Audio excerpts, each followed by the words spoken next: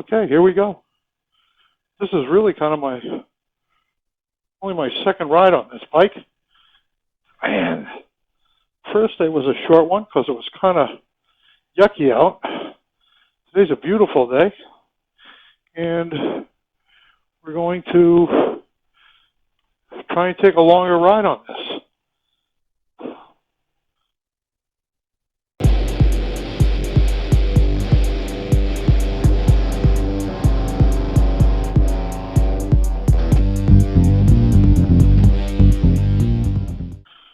I think we'll get up on the highway first so I can get my sea legs under me. You know, I've never really had a problem from moving from one bike to another. But honestly, this one has me a little bit, I don't know if it's, I think it's just has me a little bit, how should I put it? Disoriented. And I don't know why that is, honestly. I don't know if it's the, can't be the bulk because my Goldwing is much bigger than this. So I really don't know what that is, but I'm going to work with it and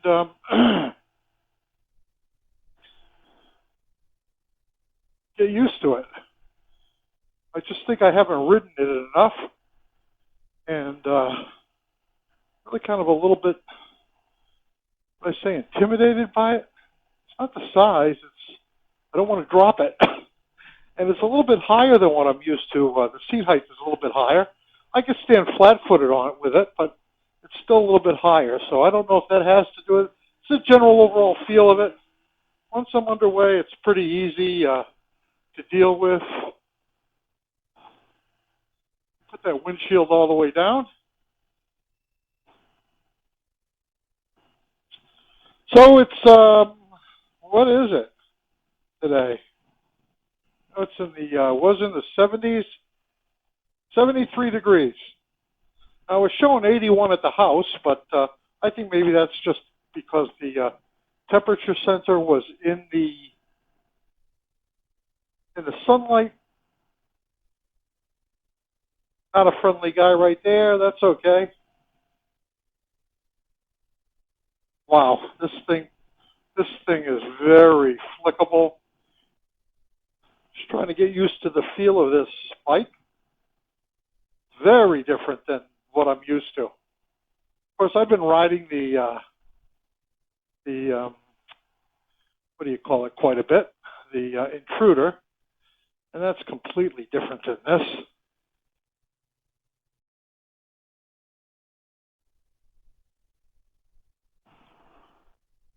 I'm recording today on my Van Lion digital voice recorder paired to my Sena through a my little MPOW Bluetooth dongle.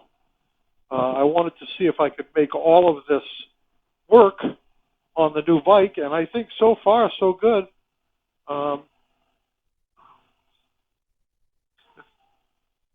It's a little bit different setup, but everything seems to function the way it's supposed to function. I'll see when I get home, obviously. I'll see what kind of recording quality. And then I guess the only thing else would be to pair a second or a third Sena to the Sena on my helmet and make sure that I can make that happen as well.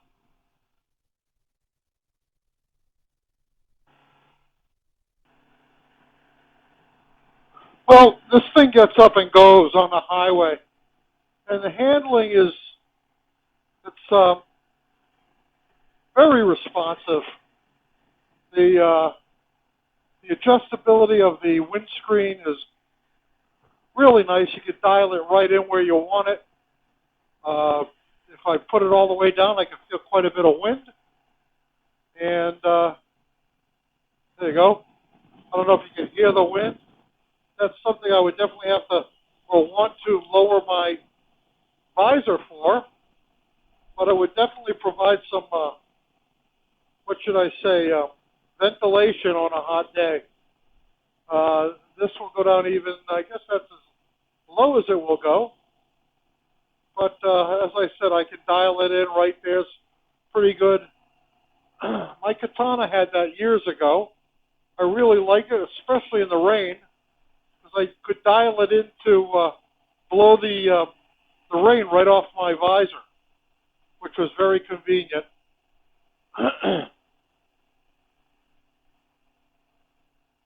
I think I'm going to get off here at exit 1, and I'm comfortable on this bike, but I'm not comfortable with this bike yet. I know that'll come with a few more rides. You know, if I took it somewhere for a weekend, I'm sure that within the first day I'd be completely comfortable with it. And then the question will become if I'm comfortable for a whole day on it. We'll see. Those are all questions that are yet to be answered.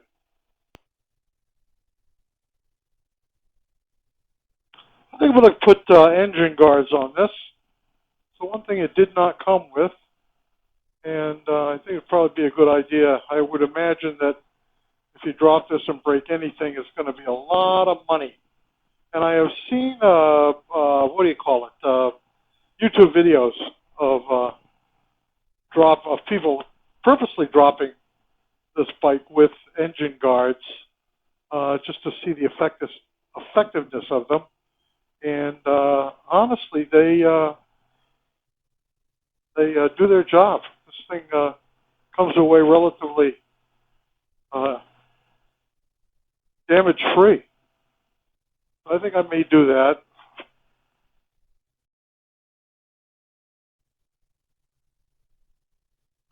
I've already purchased some luggage liners, bag liners, I should say. I guess they are technically luggage liners too. And the BMW set was, I think, $170 for the 2 saddlebags. And I managed to get a really nice set of luggage liners, bag liners, for all 3 bags for $90.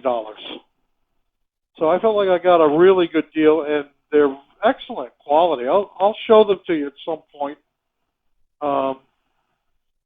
The trunk liner is absolutely huge, as is the trunk, I guess. And I could actually use that as a piece of standalone luggage. You know, if I was going away for a weekend or something, I'd just load that thing up, even in a car. It's well designed. It's got it opens from both sides and from the top, so you really kind of have access from all directions. I can see where that will be pretty useful on a trip, and plenty of room. I could easily fit a week's worth of clothes.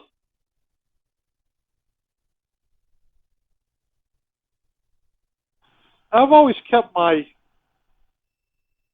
foul weather gear in the trunk because it's easy to get to when you're on the road. But I may rethink that on this bike because the side bags, the saddle bags, are fairly roomy, and I could probably fit as much in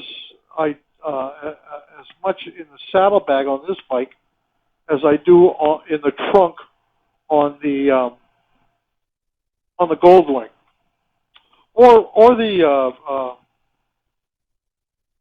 well, maybe not the Voyager. The Voyager has a pretty good size trunk, fits quite a bit more than the Goldwing. So I'll figure that out at some point. Kind of hard to get used to a new bike and all the little nuances there are to it.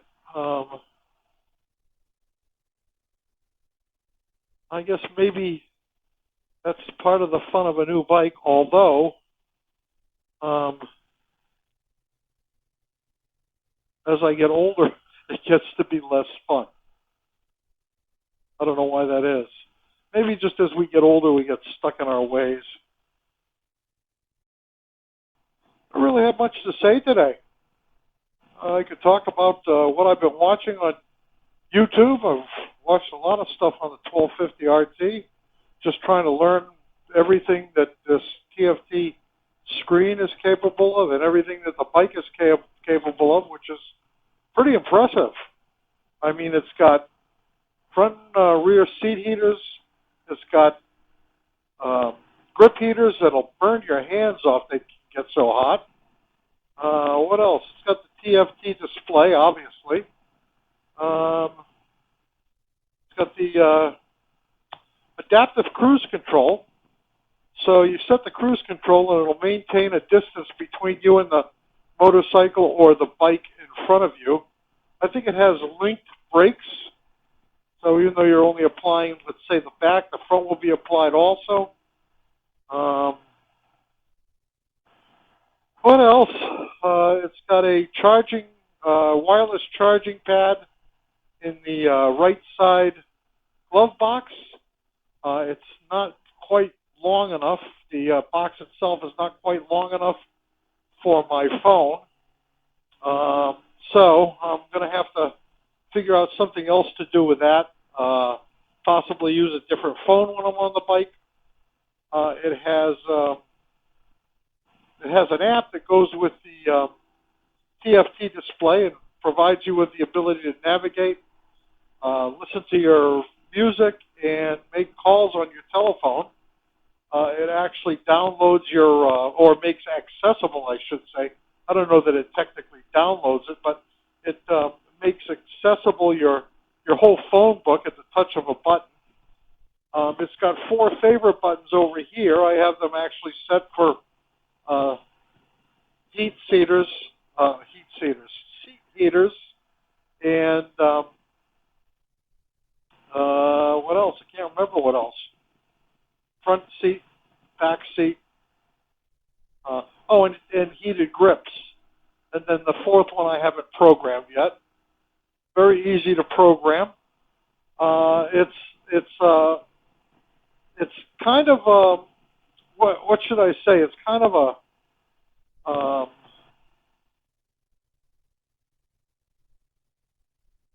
overwhelming to learn all of this stuff initially. I mean, the owner's manual is 300 pages long, and it's a little bit overwhelming at first. But once you get used to the procedures, the use of the little wheel here and the up and down button, it becomes pretty intuitive how to navigate all of the options and the screens. It has a horn like a train. I thought that the Goldwing horn is loud, and it is. The Goldwing horn sounds like your normal car horn. That's how loud it is. This thing puts it to shame. It sounds like a diesel locomotive coming through a railroad crossing. It's pretty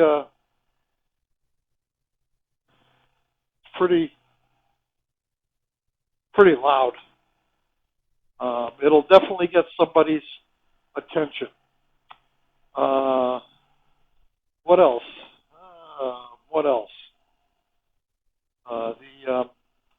The radio system, the radio is pretty good.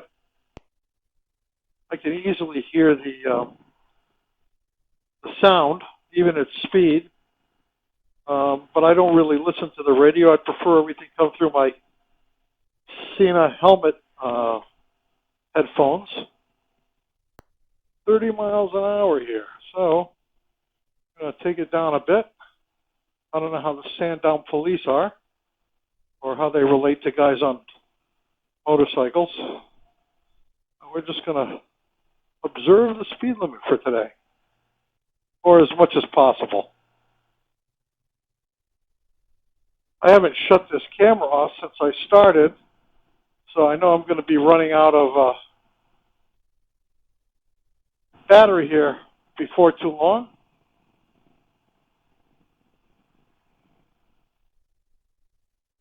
Maybe I'll shut that off.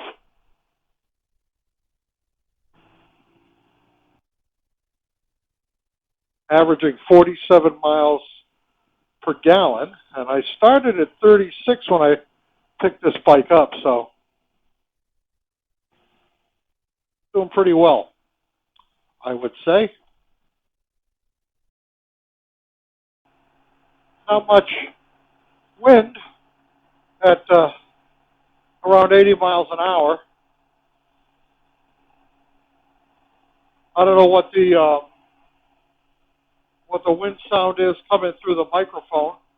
I just turned the camera on, so we'll see. All this stuff is new to me, and let's see. Oh, there you go. I can hear myself much better now. I turned my volume up on the Sena. Everything seems to be working with the connections. Got the Wi-Fi connected. The Bluetooth is obviously connected, and the helmet is connected. So it's maintained that connection. Oh, it actually lost the Wi-Fi connection at one point. Not really quite sure why, but came right back as soon as I told it. Well, I think I had inadvertently stopped the map view, and I think that maybe that shuts off the Wi-Fi. See, now I haven't touched anything, and it's slowing down to maintain the distance between me and this car. Once I get out here, it speeds up all by itself. So the active cruise control is a very nice feature. I'm not sure that it's necessary, but it's nice to have anyway.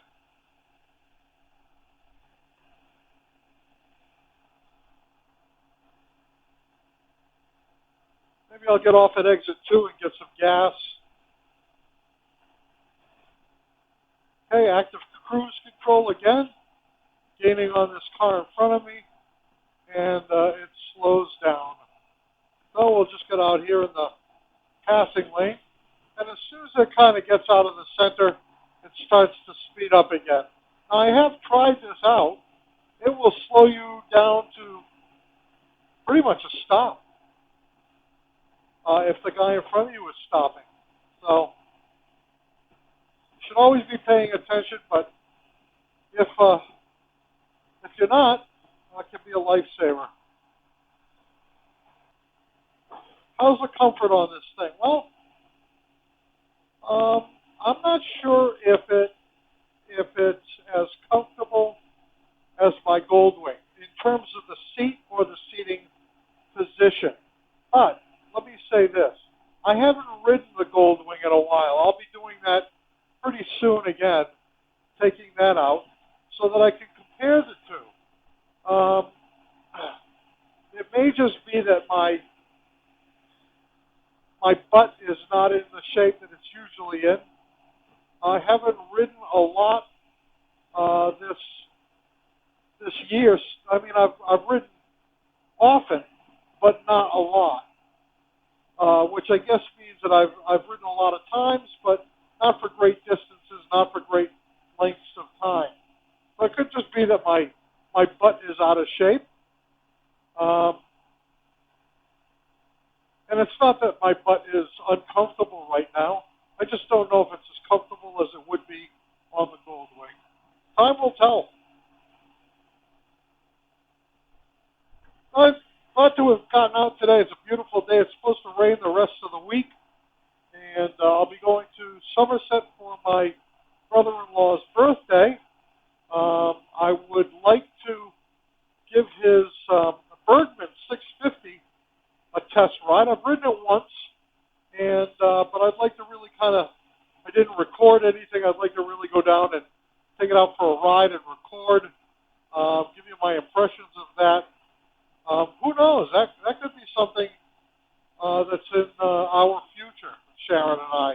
I can remember stopping at, I think we were at Walmart, and we came out, and there was a gentleman and his wife sitting on their maxi scooter. I'm pretty sure it was a Honda Silverwing. And I asked him how he liked it, and he said, you know what? He said, we have an RV. We used to haul around our, I think he might have said that he had actually a Kawasaki Voyager. I didn't own one at the time, but I think that's what he said. And he said, then they started riding the Silverwing. He said, and from then on, that's what he took on all his trips. He said, it's easier to ride. It's much more enjoyable for the two of them. Listen, to each his own. I don't know that that would be the case for Sharon and me, but I'd be willing to try it. Corvette, baby. Corvette.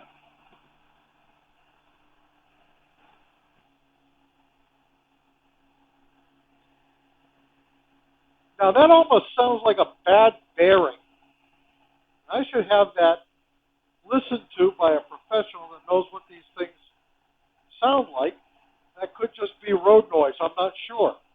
Every bike has its idiosyncrasies and their individual sounds. That might be 100% the way this bike sounds.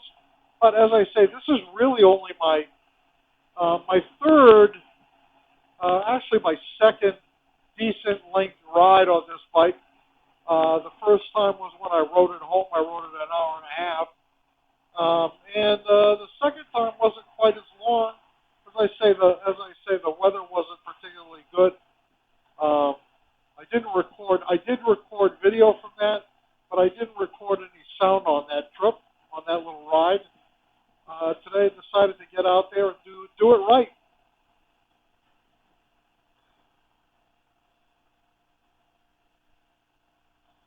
You are at the Moto Will Travel channel, and my name is Rich. In case I didn't say that, those of you who have visited before, thank you for visiting again.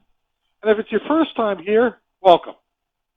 I am a motorcyclist. I am uninterested in brands, or I shouldn't say uninterested, but unattached to any particular brand. And I have just recently purchased this BMW. I am not a BMW guy. I'm not a Harley guy. I'm not a Honda guy. I'm not a Goldwing guy. I'm a rider.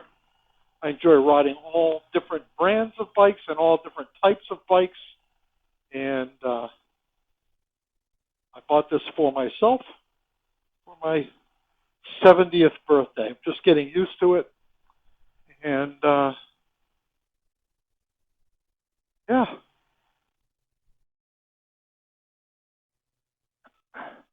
Now, this gas cap will not open without shutting everything off, which I learned on my ride home. Actually, the previous owner had clued me in on that. That's a good thing he did, because if he hadn't, I'd still be standing at a gas pump somewhere in Massachusetts trying to figure this thing out. I guess it's a safety feature, although I don't know of any other bike that does that. For the most part, you can open them all. Here we go. Now let's see here.